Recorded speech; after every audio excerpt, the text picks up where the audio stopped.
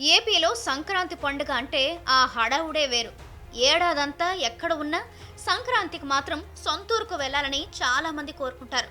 అలాంటి వారికి ఏపీఎస్ఆర్టీసీ తీపి కబురు చెప్పింది. హైదరాబాద్ నుంచి ఏపీకి వెళ్లే వారి సంఖ్య ఎక్కువగా ఉంటుంది. అలాంటి వారి కోసం ఏపీఎస్ఆర్టీసీ ప్రత్యేక ఏర్పాట్లు చేసింది. సంక్రాంతి పండుగ ప్రయాణాలను దృష్టిలో పెట్టుకుని హైదరాబాద్ నుంచి ఏపీలోని వివిధ ప్రాంతాలకు వెళ్లే వారి కోసం ప్రత్యేక బస్సులను నడిపేందుకు ఏపీఎస్ఆర్టీసీ రెడీ అయ్యింది. 2400 ప్రత్యేక బస్సులను నడపనున్నట్లు ఆర్టీసీ అధికారులు తెలిపారు.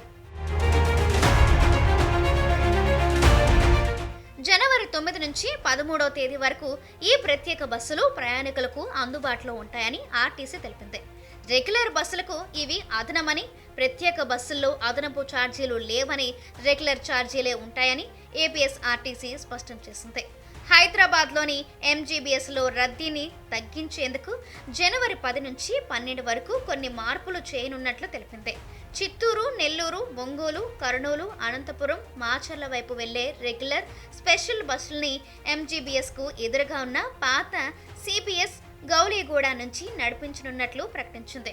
ప్రయాణికులు ఈ అవకాశాన్ని సద్వినియోగం చేసుకోవాలని ఏపీఎస్ఆర్టీసీ కోరింది.